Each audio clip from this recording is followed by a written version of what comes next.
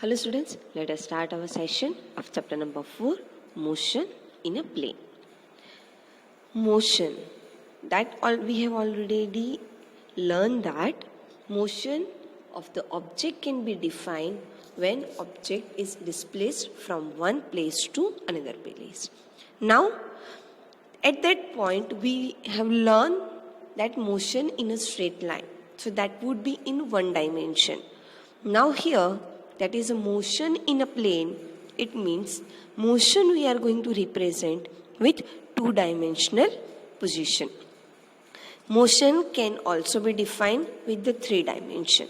So if two-dimension representation is there, it can be defined as a plane, and three-dimension representation can be defined as a space. Here, while two-dimension or three-dimension representation is there, it must be represented using vectors. So, basically let us differentiate scalar and vectors. Scalar quantity having only a magnitude component, while direction is associated with that physical quantity, it can be defined as a vector. So scalar quantity having only magnitude and vector quantity having magnitude as well as direction. So while we want to perform any mathematical operation with the scalar, so normal algebraic method we can utilize. We can add, subtract, multiply and divide with the several scalar physical quantities. But while we want to perform with the vector quantities, so here for that different method we are supposed to follow, and that method is known as triangle method or parallelogram method. So for the addition or subtraction while we want to perform, we are utilizing triangle method or parallelogram method for vector quantity. This vector quantity can be specified with magnitude and direction. So that direction vectors can be added with that triangle method. So while we want to represent a vector, that can be represented by bold letters. But while we are going to write it down, the bold letter cannot be specified. So above the letter, we are representing with the bar. And if we want to take its magnitude, so we are taking its absolute value. Now, let us analyze first vectors, how its position, displacement, velocity and acceleration can be specified in terms of vectors. And then after, we will perform mathematical operations on vectors. So before applying a mathematical operation, we should understand that how these physical quantities can be represented with terms of vectors. So first quantity is position and displacement vector. Here, any position we are going to represent as a point P, as you can see in the diagram. We are taking two Cartesian system, X and Y. That is, we can say that two-dimensional structure is there.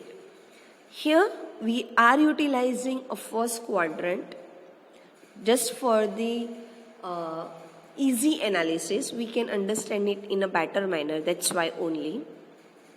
So in the first quadrant, let us take any arbitrary point P. Now, we are supposed to define first a reference point from where we can define a position or a distance. So that initial point or a reference point, let us define as an origin point O. That would be our reference point. So now we can say that point P present in a first quadrant, let us define that it is at a distance r from origin O. So that point P we can define at the distance r So here this R component, while we align on X and Y direction, so that can be represented as R equal to Xi plus Yj. Now, this particular position P is displaced now at another point P dash. Now let us define that P dash point is away with R dash distance from the reference point, origin point O. So now two different positions are there. P point, it is available at a distance R, and P dash point, it is available at the distance R dash. So while we want to define a displacement between 2 points, so that is available as, let us define delta R, that is a distance difference between P and P dash. So delta R, that would be equal to R dash minus R. Right. Now, here actually the path carried out by the object, it is defined by the blue line. But while we want to define a total displacement at the time, which path has been carried out, that is not going to focus. Just the displacement can be defined by the straight line, even though the actual path has been taken by the object can be a curvature. Let us understand this thing by the another diagram B. Here we can say that any object is available at initial position P. Now it is moving at another position, let us define as a Q. But while it is reaching at Q, the different path can be taken out. Let us take the example that the path taken by the object, that is from P, A, B, C, Q. Another path can be taken out, that P, D, Q. But the actual displacement, that is defined by the straight line between point P and Q, that is a PQ is actual displacement is there. Even though the different path can be carried out, can be taken by that particular object, irrespective of that, displacement always defined by the straight line between 2 points. So here, this displacement vector is a straight line joining between initial and final positions. It does not depend on the actual path taken out by the object between 2 points.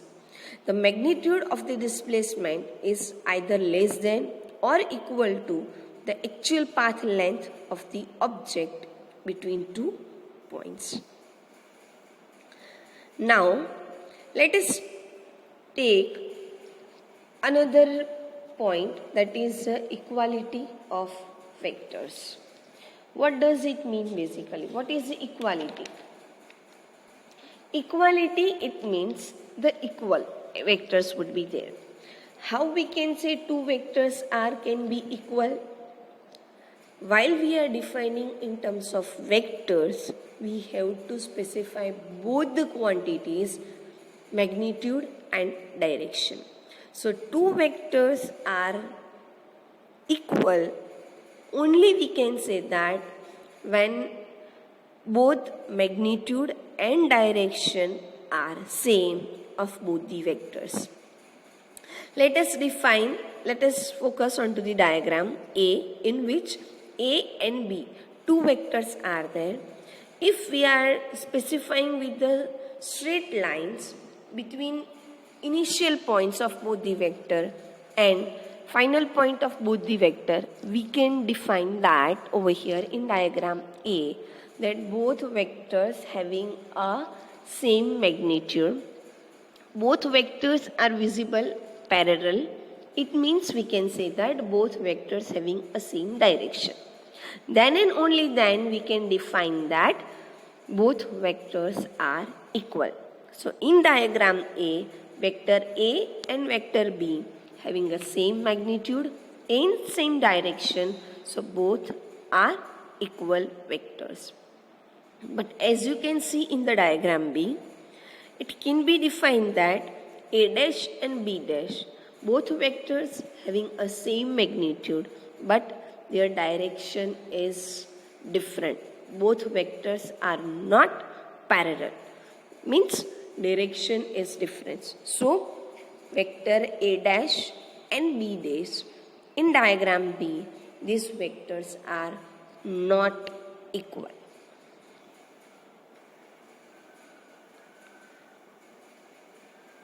Now, let us define the mathematical operation of vectors. Here, let us understand first multiplication of vectors by real numbers. Here, multiplication can be defined by the scalar quantity, that is a normal algebraic operation we can define. But while we want to perform with the vector, a mathematical operation with the vector quantity, so there would be a different method can be specified. Let us define first multiplication. Multiplication of vectors by a real number. That real number, it means multiplication we are performing with a scalar quantity. So here the mathematical that multiplication has been carried out by scalar into vector. While the scalar quantity is multiplied with the vector, the result is always a vector. So here that multiplied factor we are taking as in lambda. This lambda is taken as a real number. It is multiplied with a vector A. So here let us take first absolute value of vector A, which gives us a magnitude. That magnitude of the vector will be multiplied with the real value lambda. By multiplying both the values, we are having it's a multiplied result. Here, direction of the vector is not going to be changed as the positive real number has been taken. But if instead of the positive real number, instead of the positive lambda, if we are taking a negative lambda, so here we can say that as you can see in the diagram, in diagram A, vector A is multiplied with the lambda equal to 2. So its amplitude, its magnitude is doubled, but direction remains same. But if lambda we are choosing a negative value, let us define that -1 for example. So here if vector A is multiplied with the -1, then magnitude of the vector is not going to be changed, but direction becomes opposite. As you can see in the diagram B, A and -A having a opposite direction by having a same magnitude.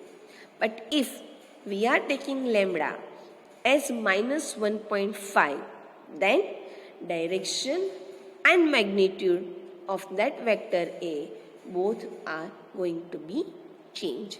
This is how the multiplication can be carried out with scalar into the vector.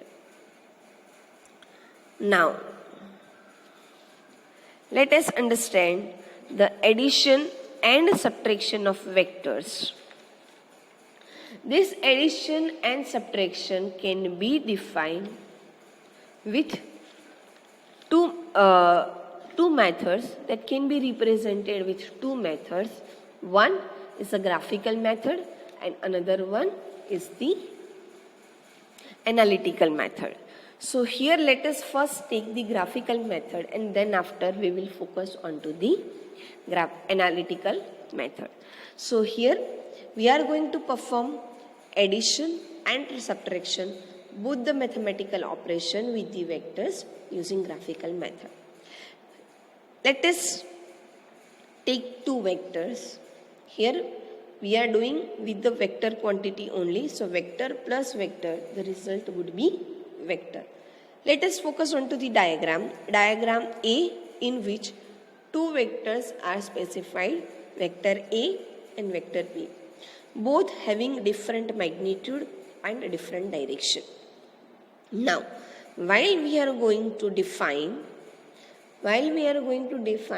with its addition using a triangle method, so what we are going to do is, let us take a vector A. So in diagram B, you can see that whatever the direction and the magnitude of vector A is available in diagram A, same thing will be taken out. Now, from the head point of the vector A, we are going to specify a vector B. So OP, that defines a vector A. Now from point P, tail point of the vector B is started. So head point of the vector A is connected with tail point of vector B, and PQ represent vector B. So the resultant vector, that is OQ, that defines the addition of both the vectors A plus B. So let us specify resultant vector as R. So R equals to A plus B. Now, if we are taking initial reference vector A. Now let us take first a vector B. So in diagram C, you can see over here that first we are taking a vector B, which is represented over here with QS. Same direction and same magnitude is taken from A diagram. Now, with the head point of vector B, let us specify a tail point of vector A in the same direction and magnitude as it is defined in diagram A. So here, from point S, let us start a vector A. So SP represent vector B. So the resultant vector, that is QP, that is defined as a B plus A. So here we can say that if the order of the vector is going to be changed, means if we are taking first A and then added with the B, and the resultant vector, that would be A plus B. Another way, if we are taking, let us take first vector B and then B vector will be added with the vector A. So that resultant vector is available as R equal to B plus A. Both values are same. So that is known as commutative law, A plus B equal to B plus A. Now, let us add three vectors. If we want to do the addition of A plus B plus C, so what we need to do? In general, also for the addition, we are taking two values at a time. By adding two values, whatever the result will be generated, it will be added with the third value. The same thing will be represented.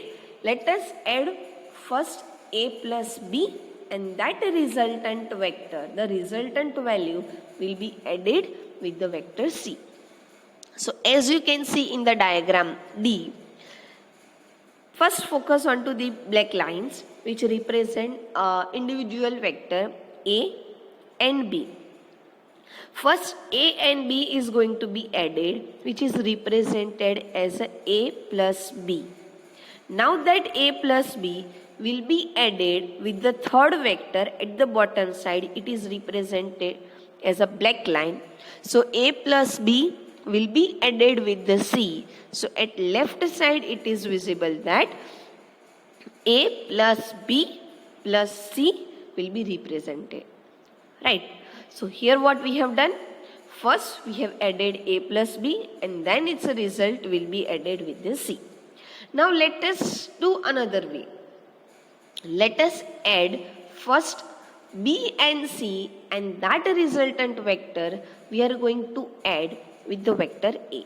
So first let us add B and C. So that resultant vector would be B plus C, and that B plus C vector will be added with the A. So same resultant vector with the same direction is available over here, that is A plus in the group in the bracket B plus C.